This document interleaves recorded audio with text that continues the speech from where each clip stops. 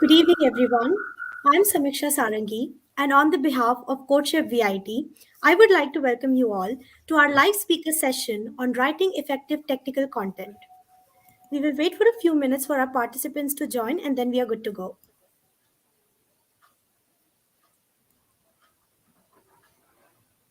So, guys, when your creativity gets the right mentorship, it brings out the best in you. And we at CodeChef VIT offer you a perfect amalgamation of talent and guidance with CodeChef's Essentials, where you get to interact with experts and explore your field of interests. To all the budding writers in the technical world, initially it can be quite intimidating to get started with writing impactful and inspiring technical blogs and content. But don't worry, we got you covered. Today, we have with us our guest speaker, Ankita Tripathi, an expert at technical content creation, Google Season of Dogs 21 member, and an open source enthusiast who will guide you in this domain with her years of expertise, experience, and knowledge. So, geeks, get ready to get your doubts and misconceptions cleared and come up with content that leaves an everlasting impression in the mind of readers. Welcome, ma'am. We are glad to have you with us. Thank you so much, Samiksha. That was a cute interview. And I just wanted to know if we can see the live chat because I want this to be an interactive session because people get bored in sessions like these. So, Yes, ma'am. Our participants will be asking questions, and those questions will be visible on your screen. okay. Can I see it on the comment section, right? Yes, ma'am. So, I would like to ask our participants to shoot their doubts in the comment section below. And meanwhile, I would like to ask you something, ma'am. You have 6+ years of experience in writing and community management and developer relations. But how did it all start, and what motivated you to choose this field as your career? Yeah, so I've been talking about this in different sessions as well because it's an interesting journey how this happened. And I love to talk about it because I think somewhere or the other, people can just maybe if they have any doubts, they can just take the plunge and also explore this field. So it happened like I was working as a Java developer, like everyone else. I also did engineering, and I was working with Infosys, and while I was working with them, I realized I was just in a project which didn't have a lot of creativity, not just creativity, not a lot of work as such. So simultaneously, I started investing my time in writing because I think since my school days, I've been a very good writer. That's what I think. So I started writing on different social media platforms, and those days were all about Quora. So I used to write a lot on Quora, and for a year, I think I wrote a lot of answers on Quora and somehow had 11,000 followers in a year. And that somehow compelled me just that writing is something interesting. I think I write well, so why not just take this full time, which was a very big deal in those days because unlike what we have now, we have so many platforms to explore, we have so many options and so many resources, I would say, where you'll know what to do next. But back in those days, I had no idea what a full-time writer does. So I just started working with the startup as a content writer. And while I was working with the startup, I think it was just 6 months into the startup, and they told me that, it's not working out. And I knew because I didn't have any formal training as a writer. So, and because there are a lot of things, when you actually go in the industry, there are a lot of things that you need to take care of. So I started giving interviews, and somehow I gave this interview, and turned out it was an interview with tech writers, and I gave it, and I got selected. I was working with this organization, and when I finally joined the organization, I realized that, oh damn, this is so different, this is so different than the content I was actually writing, because tech writing, as people assume that it is very similar to content writing, but it is not. So we were just I was actually exploring those things, and that's how tech writing happened. And while I was working as a tech writer, I also started working with these community angles, where I was also leading this community of community managers in India called Community Folks, which is a group of community managers. It was, I think, one of the first groups in India. So that's how I started my community journey as well. And when you combine both of these, That's how you get a lot of more opportunities, I must say. And currently, I'm working with Google. I'm working with their product called Dev Library, and yeah, that's how it happened. So if you see, it's a mix of a lot of things. So yeah, Well, that's quite interesting. So we have a few questions here, ma'am. yeah. So the first question comes from Prarthvi Karge. Can you provide a roadmap for the beginners in this domain? Roadmap, that's a very difficult thing because I always believe that you should always explore things yourself. But if you want to say that how do I start as a beginner, so I'll always say that start building your portfolio, because now since you are in college anyway, so I have seen people earning even while they are in college nowadays, not back in those days when I was in college. So we didn't even know these streams existed, but nowadays it's so easy. So you can just start building a portfolio by writing articles, by writing tech blogs on different websites. So you have so many websites nowadays. You have Hashnode, you have dev.io, you have Medium. So all these platforms start writing your tech articles, blogs, anything that you have learned, anything that you have built, anything that you have read, anything that you're learning also. So suppose if you're learning JavaScript and you think that I don't know anything else, but I just want to write about this JavaScript. I want to write about OOPS concepts. So just start writing anything and everything and start building your portfolio. Once you build that portfolio, it becomes very easy for others to find you and for you to find opportunities, because it's a two-way thing. That's how it works. So I think that's the beginning node of it. And once you start building your portfolio, I think you start building your own roadmap for it, because then you land into different opportunities. And the second thing, most important thing I'll say, is start networking. And by networking, I mean when you are writing blogs, it's not very easy to get that visibility. So you always need to have an online presence. I think I just posted this on Twitter a few days back that there is a new term which I invented, which is called developers as bloggers. Because nowadays you can see that developers have started blogging, they have started writing so much, which is very interesting, because developers were always assumed to be lying in some silo, not visible to anyone. But nowadays, if you see, they are just so much active on social media as well, because you need to get that visibility to your work. So I would say that the second part is just get that visibility, start your online presence, and start messaging people, start networking. And that's how you'll just your roadmap will just follow your own thing then. Yeah. So the next question is from Jugal. How do you handle negative criticism? So, like, we get to see a lot of negative criticism in the journey of writing. So, how to handle that? That's a very interesting question, Jugal, because I think I was not very good at handling negative criticism, honestly.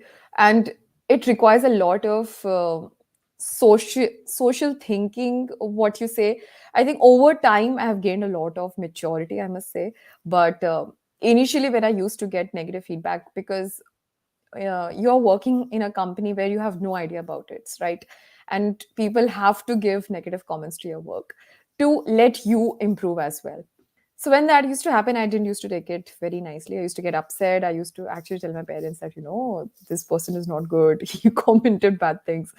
But eventually, when you just grow in this field, you realize this is so, so, so important. And I've started taking it nicely now. I actually take that feedback very nicely, because I'll tell you one thing: no writer is perfect, because you'll have some gaps in your research, you'll have some gaps in your grammatical things, you'll have some gaps in your language. And when there is a second pair of eyes on your technical part, you always get that feedback which you would have not thought about. And especially, as there is a famous thing which we say, that when you write a content piece, it's like your baby, and you can't kill your own baby. So that's why we say that we are not very harsh with editing your own articles. So when someone else does that for you, it becomes easier. It's easier for someone else to kill your baby. So that's the beauty of it. So just think about it, that the feedback has to be taken nicely, because there are extremely good people also out there who give you extremely good positive feedback as well. So just connect with. That's why there is this thing called build in open nowadays, because when you're Mhm. building in open, which is also open source, people give you both kinds of feedback very interestingly. So I think That's how you handle it. Just think of your own improvement, which will happen over time. Mhm. Yeah.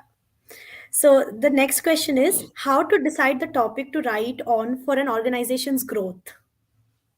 I didn't really get the question. How to decide the Like topic to how to write on? choose and how to go about a topic.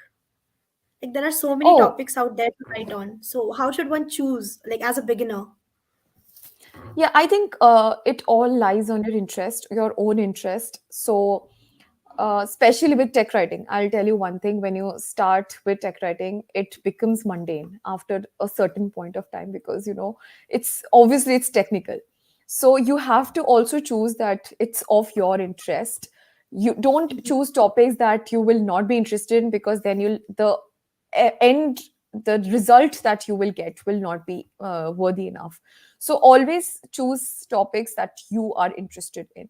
So I'll tell you one thing, that tech writing is of many types. So you have this software tech writing, you have this hardware tech writing, you have open source tech writing, and all are different in their own terms. So when I talk about software tech writing, I mean that you can write about any language, any framework that you are learning or that you have read. So you can write about JavaScript concepts, you can write about Python concepts, any framework that you have used, any project that you have built. So all these are like software things. Now coming to hardware things. So suppose you have just bought a Samsung refrigerator. Now the manual that you get with the Mhm. Samsung refrigerator is something which is called the hardware tech writing. So even that part is written by some tech writer where he or she is telling you how to go about it, just install this, plug this, and all those step by step guide. So that is hardware thing. Now some people might be actually interested in that as well, so just take that as your thing. Then comes the product features. So I was working with this company where we used to write about product features, which was the most interesting part because I think over time I've realized I love talking about products. I love how the product has worked, and the beauty of it is also that you actually get involved with the product team. So, not a lot of people know that, but tech writers are actually an integral part of the product team. Where we always think that only CEOs and product managers are a part of it, but even tech writers are a part of product team, because you are the first ones to know which feature is getting launched, how it works end to end, which is very interesting. So, I think. You can start writing about any product. You can just start dissecting any product. Suppose you're a Spotify fan, just start writing about Spotify, that how this tool works, how is this good, what are the pros, what are the cons, how can I improve something, or how can I add some features. And you will not believe, people have actually done this and got opportunities in their desired companies as well. So which this is a very good point. So you can just try those things. So I would say your interest. Okay, so I hope you got your answer. Moving on towards our next question. We have a question from Aditya Diodeshmukh. Should we have different blogs for different topics? Example, different blogs for guitar and tech. I mean, I didn't understand the question. I mean, obviously, you will Happy have to post different. it in more clearer words. Meanwhile, we can Yeah, move to the Aditya. next question. Yeah. What would be some key pointers for getting started with technical writing content? That's a good question, Jugal, again. So I would say, first of all, try to understand if it is of your interest. I'm again telling you, I have seen many people who wanted to join or start with tech writing, but eventually you'll realize that when you don't explore things, you get stuck with one thing and then you get bored of it. So, and it somehow sounds mundane to you, and then you'll start losing interest in it. So, just make sure that you are actually interested in technology. You're actually interested in knowing what's happening, what's going on. I love talking about technology, so you'll know that part. So first pointer will be that. Second pointer is be very specific to the language, to the grammar. I have seen actually tech writers have to be extremely good with their language and grammar. So if you're not very sufficient or efficient with it, I have a lot of resources which you can try. Especially Google has this technical course which is called Google's Tech Writing Course 1 and 2. So it's a very good course and concise. You can just take that course, start reading it, and you'll learn a lot about language and grammars. The second is Dozuki's Tech Writing Handbook. Again, very good resource. You can actually just go through it in one go, and it's extremely interesting to read also. So you'll learn a lot. So I think these two resources, if you just take these resources, you will start improving your language and grammar. And the third part is write. Because if you don't write, you will not know what are the mistakes you are doing. And even if you want to improve your language, if you want to improve your grammar, it will all improve over time, not just by reading, but by actually creating content. So do that. And also network. Again, I'll say the same thing, that start networking. So these are the 4 pointers that you should do. Well, I hope this was clear. Moving on to the next question. The next question is from the name is like a bit different. So, yeah, let's just move on with the question. What, according to you, is the difference between technical blogs and tech based articles? Okay, so blogs and articles, not just if it is not even technical, if we talk about content also, the blogs and article part differs with the content that it carries. So blogs are extremely, I say, very informal in nature also. I mean, articles are very comprehensive. So if you are talking about, suppose, if you're talking about AI, and Mhm. specifically AI in, suppose, that Moneyball thing. Okay, because I had written an article on this. So now when you're talking about AI in Moneyball, you have to actually explain each and everything, that what Moneyball is, then what AI is, and then how can AI play a role in actually analyzing the scores in Moneyball or whatever. So all those things, very comprehensive things, are covered in an article, which we say, which is what why it is called an article. Blogs are very interesting and very small, to read, quick reads, as we say. So suppose if I'm if I'm a part of a project and I've just built something, a widget kind of a thing. So now if I write about that widget, that's a very small and a concise technical blog, that this is how it works, these are the steps that you need to do, and that's it. So very quick and concise. So that's what. And not just technical, anything. Okay. So, next question comes from Vishesh Bansal. After a point of time, you reach a saturation point where you face a creative block where you are unable to come up with meaningful content. How do you overcome it? We always come across this. So over these years, for me, I think 4 or 5 years now since I've been writing full time, I have come across this multiple times. There was this time last year, I think, where I was active on LinkedIn a lot. So I was writing almost daily, and that's how the content starts getting visibility. When you start writing daily, and that too different things, so somehow you start getting a lot of visibility, which I got through LinkedIn. So I used to get so many questions where people used to, how can you actually come up with different ideas every day? And Hmm. there was just one answer which I used to tell them: read. So when you read a lot, you get ideas automatically. And whenever you face a creative block, because it is bound to happen. Now, like last 3 4 months, I was having that creative block. It's bound to happen. There has to be a saturation point, because if there will be no saturation point, you can you can never fall back to different strategies, right? So Yeah. always read a lot, and watch good YouTube videos.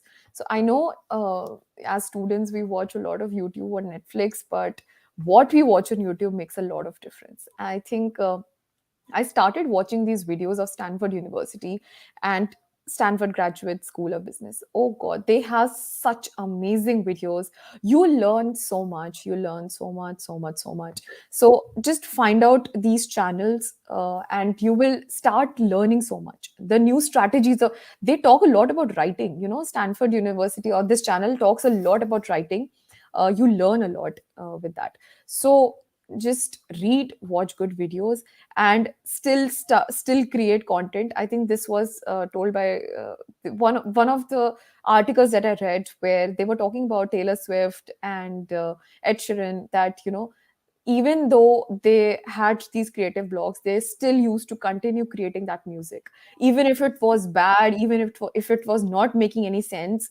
Because eventually, when at the end of the pipeline, when the bad and the wastewater comes, that's when the fresh water comes. So you have to keep creating content even if it is bad, because that's how the fresh water will come out. So make sure that happens. Well, I hope your doubt was cleared. Let's move to the next question. The next question is from Aditya Mitra. Do you suggest using tools like Grammarly when it comes to technical writing? Definitely. Um, Not Grammarly for writing, but Grammarly for editing.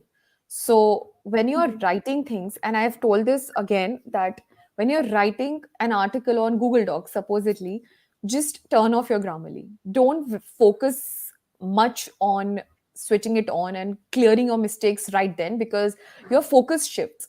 So just when you're writing, just dump your ideas, make a structure, make it flow, edit it yourself first, and when all of that is done, then switch on the Grammarly extension or whatever you have, and then go through the edits that the Grammarly has to suggest. Because as I've told earlier also, it's always good to have a second pair of eyes in your on your articles. And I think Mhm. Grammarly acts as that second pair of eyes, because you might have missed out on a lot of spelling mistakes, small articles, or the you might have missed it. And with technical writing, as I told, it's very important to be specific, good, having good language and grammar. So only use Grammarly while editing. That is my suggestion. Well, I hope that was clear, Aditya. Moving on to the next question. It's from Rakshit. Which software tools would you recommend for technical content writing? Rakshit, that's a good question, because this is a very generalized thing. So if you're just writing articles and blogs or something like that, because tech writing is also mostly about documentation, which is a very separate field and it's a different field altogether. So when we're talking about articles and blogs, I would suggest going through simple tools like Google Docs, because while you are writing those things, suppose you are freelancing as a tech writer, so you can start writing your ideas on a Google Doc, and because it allows you and the other person to comment, to edit and everything. So just use those tools. For documentation, there's just documentation is just another field. It has another set of tools, it has another set of strategies. So I would, if that is a question somewhere, I'll answer there. But if you just want to ask about technical writing, use any Google Doc kind of a thing, and just post it on Medium, Hashnode, or any tool that you want. Yeah, so I hope that was clear for you. Next question, please. The next question is from Neil Ghoshal. How much priority should we give to visual content for explaining a topic while writing a technical blog? That's a good question, Neil, because I think priority for visual content is a lot when we're talking about technical writing, because we have these tutorial kind of things, the step by step guide where you're actually explaining the user how to use a certain thing, whether it's a product, whether it's a feature, whether it's a software, whether it's a language framework, anything. You have to have those steps, and those steps become extremely easier when you have an image attached with it. So now if you want to tell someone, if they are just fixing their car, and you just tell them that move the screw over. Now if a car has so many screws, which screw to screw over, right? So it's very essential that you have a visual attached with it, so that when you have that, the person also, the user also knows what exactly to do. uh, so it's extremely important for this to have, even for language, small frameworks or anything that you're writing about. Attach visual content, even if it is code blocks, even if it is a screenshot. We take a lot of screenshots actually in technical writing. So Mhm. take screenshots, attach those, and always highlight which part of the screenshot you're talking about. And for this, we use tools like Snagit. Snagit is an extremely good and useful tool. We use that. If you have a MacBook already has screenshot features where you can highlight and everything. So use that, or use the tool called Snagit. It's an extremely good tool. Well, I hope that was clear. Next question is from Siddharth Mishra. There are many quality blogs by top tech bloggers like yourself. How can I, as a beginner, add to that? I think, Siddharth, there are a lot of topics which have still not been talked about, and even if they have been. So I always say that an individual has a way of telling things. Now, what I have said, I would have said it in a very formal, straight to the point format. Like, suppose I'll take an example. There are so many bloggers who have written about blockchain, but only a few rank high with the others, and people are still writing about blockchain. When I wrote about blockchain, I think I wrote it in a very funny and a quirky manner because people might have not read something like that. So your tone matters. Your tone, no one can take your tone away from you, Siddharth. So it's the way that you explain things will be different. So just keep creating content. It never matters the way if anyone has written on it, because I'll tell you, whatever you write today, someone or the other has written on it. Even if I'm freelancing for something, I'm actually taking notes and researching it from the Google search results. So that means that someone has already written on that. But combining different stuffs, how are you actually explaining? Even if you go through blockchain articles, you will not find all the things in one article. So that's where you can make a difference, right? So try explaining different concepts for blockchain, something that is not covered by the other blogs. So that's how you can start creating content. But yeah, everything is out there already. So yeah, I hope you are clear about how to go about it, Siddharth. Moving on with our next question. It's from Aditya Diodeshmukh. How to deal with perfectionism when it comes to writing? Yeah, I think people don't start writing only because they are scared that they will not be perfect with it, because I was that one person. And we call this term as blank page anxiety. So whenever you have a Google Doc open and you suddenly see that, oh shit, it's blank, now I have to start writing on this. How do I actually begin with it? So we call this blank page anxiety, and it's always good to I have this thing that what we can do is start adding sections on the page. And this also goes for the perfectionism part, Aditya, because I'll tell you, no article is perfect. No writer is perfect. As I told initially, also, no writer is perfect. Even if you take articles by big bloggers, good bloggers, you will find something or the other that is missing or that is wrong. I'm not talking about journalists from the New Yorker, because obviously they are top notch writers. But as a beginner, you cannot be perfect. You cannot be perfect. That's just as simple as that, to accept it. It's just that you have to accept that you cannot be perfect. So now if you're starting with something, if you're starting with a blank page, just start by adding headings, adding sections. I always do this. So suppose there's this recent example where I was writing about Kubernetes, and I wanted to explain how actually Google open sourced Kubernetes, and how they uh, had their journey from Borg, which was initially their product, and how did they move to Kubernetes. Now if you want to write about that journey, uh, I again started having, how will I write this? So just I started creating sections.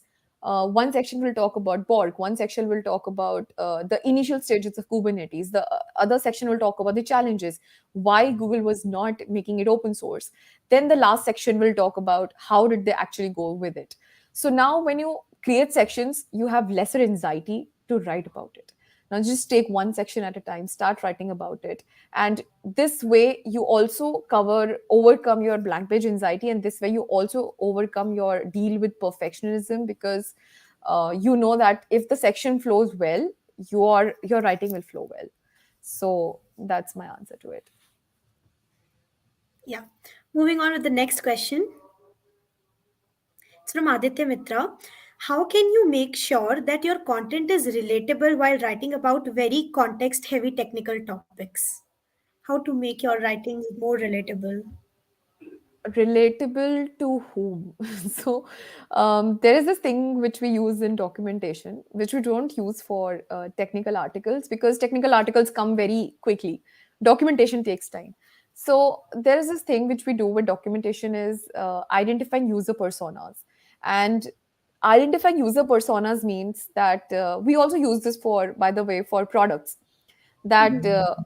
who is your reader, who is your user, what are they actually expecting out of that article, out of that documentation. So we don't use this for technical topic, like technical articles, because it's a very time consuming thing, actually identifying your user, writing what they're expecting, and then having different user personas. But this is something that can be made available for, if you have said context heavy technical topics. I think it's, or you can do this thing, because I really didn't get the relatability part of it, which, because relatable to whom, the question is relatable to whom. So if you are talking about identifying your users, just start building it, maybe online. See what people are talking about. I have actually found a lot of topics where, just out of the social media platforms, what are people talking about most. So now if you see, everywhere it's all about web3, it's all about blockchain. And I know that people want to read about it. People actually want to know, how can I create my own currency, how can I create my own cryptocurrency, right? So that people want to know about these topics, so start writing about those topics if you are actually talking about relatability. So just go through and explore, maybe. Yeah. Thank you, ma'am. So we can now move forward with our next question. It's from Vishesh again. What suggestions would you have for a good SEO and reaching to a wider audience with respect to a technical blog? How to go about uh, search and optimization and all? yeah, I think SEO is another field in itself. I think it would take another a lot of sessions actually. But the one thing I would suggest is, it's very good to have some SEO knowledge. So, because I'll tell you one thing, even for content writers, even for tech writers, as I told, the problem comes with the visibility part of it. So, how do you actually rank higher? So, there are a tons of videos on YouTube. There are a tons of articles on SEO, and I'm not saying just deep dive into SEO, but just have, just basic knowledge. What metadata should you put, what headings rank higher. So all those things that you get, the fields that you need to fill in, that if you understand that, I think you are good to go for the SEO part.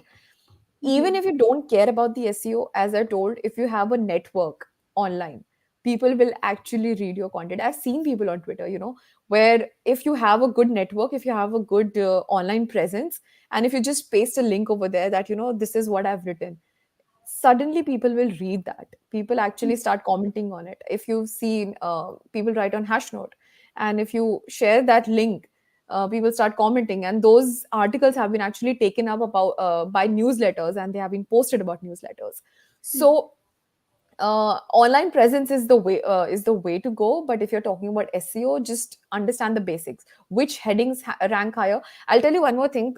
Headings which start with, that's a very basic thing. How, why, what. When the headings start with questions, they are bound to rank higher, because when, even as a user, you understand, right? When you're searching something on Google, you always type, how does this work? Why is this working like this? So you always start a question with how, why, what. So these kind of things rank higher. So have these things maybe. And what kind of metadata you should use, all those basic things. Just take a YouTube video, and you can work on that. Okay. So before we move forward with the next question, I have a question.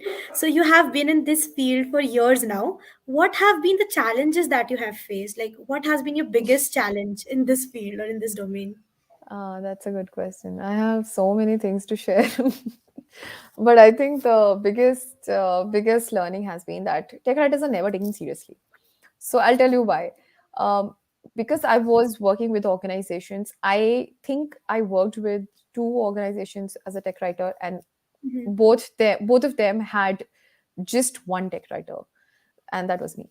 So that is what you realize when you start working with companies, that tech writers are not taken seriously. I think this is case on point just for India, maybe, because demographically, if you see in other regions, let's take for an example, Stripe company. Stripe has the best documentation available online right now, and they have a huge team of tech writers. So when we talk about which companies have good and great documentation, and what actually makes them great is the team of tech writers that's working behind them. Now, if you just hire one person as a tech writer, how many uh, responsibilities do you think one person can take? And it actually starts affecting your work then. So I think that was the biggest challenge that I faced, even monetarily. I think to grow as a tech writer, because initially those days tech writers were not taken seriously. I don't think so they're taken seriously now also. But so monetarily also, if you have to grow as a tech writer, uh, this becomes very difficult because you don't have an industry standard. But if you go outside India, tech writers are paid equivalent to what software developers are paid, because your role involves a lot of product and code thing, and that's why they are paid equivalent, which does not happen a lot here. I actually gave a talk on this, the plight of a lone writer, in one of the Australian meetups, and I could find so many people who could relate to it, because there were a lot of people who were facing the same challenges. So I think that's the biggest challenge I've found until now. And yeah, I mean, I can go on, but yeah, this is the biggest thing. Okay. So, next question, please. It's from Harshini. When writing blogs for a company, if we don't agree with the point of view of what they expect, how do we write a blog on the same? That's a very good question, Harshini, because frankly, I have had my own share of conflicts. But when you're writing blogs for a company, it's almost like you're serving that company, and you can't go against them. But it's always good to put forward your point. They might take some of the points seriously, but they might not take everything seriously. And this happens because, imagine you working not just as a tech writer, just like as any person. Even if you are a product manager in a company, and if you portray your point that, I think this feature should come in the product release, next release. So the other product managers, the CEO, can actually pull that down, right? That this feature doesn't make sense. We don't have the resources. We don't have the monetary resources available for this. So it's always in the hands of the management. But your thing is to make sure that the points that you're putting forward has some logic to it. It has a backbone. So if you're just saying that I don't agree with this, doesn't make sense. Why don't you agree with it? Come up with good pointers. So even while working with the company, I've had my own share of documentation conflicts, and I used to actually prepare proper presentations just to explain why this makes more sense than the thing that you have explained. They'll obviously take that down. Maybe they'll take one or two pointers from your thing, but always have a backbone, or always have a logic to it, why you are disagreeing. That I would say. Well, I hope that was clear for you, Harshini. Moving on with our next question. Siddharth Mishra says, thanks for the last question. So, do you recommend writing a blog with a specific target audience in mind or just listing every point down? It's always good to have a specific target audience in mind, and it also depends on your expertise. Now, suppose if you are someone who has just, I'm again taking the example of JavaScript, but imagine if you are someone who has just started with JavaScript, so you can't write expert level content, right? So it also depends on your own expertise. If you are learning JavaScript, you can only write beginner content. And even if you're writing beginner content, then your target audience automatically shifts to the someone who is starting with JavaScript. So that's how you decide your own target audience, the expertise that you have, that you possess. Yeah. So, next question. It's from Neil Ghoshal.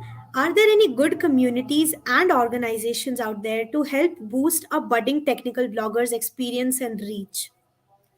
Uh, I don't know about communities for expanding your reach, but I do know an extremely good community of tech writers, which is called Write the Docs, and it's a global community of tech writers.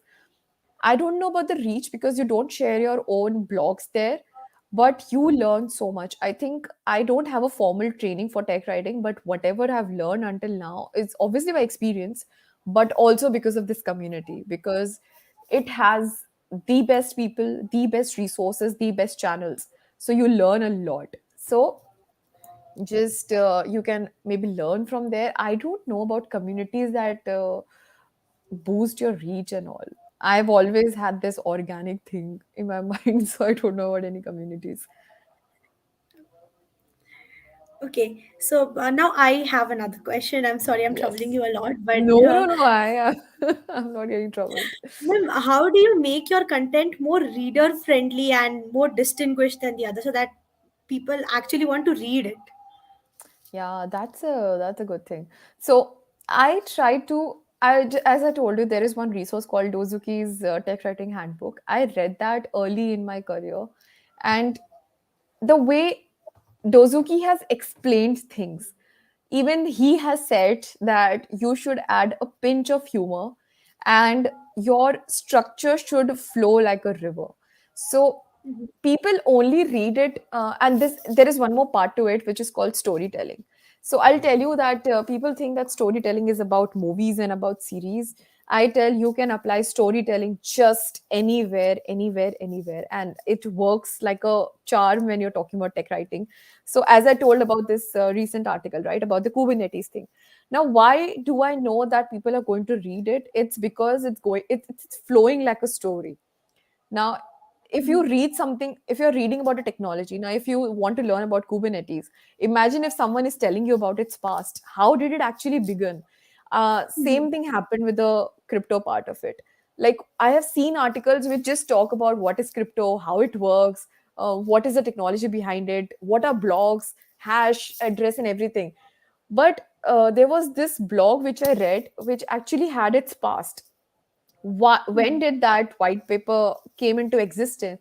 What happened with those when that what happened in the US when there was what actually led to the growth of cryptocurrency.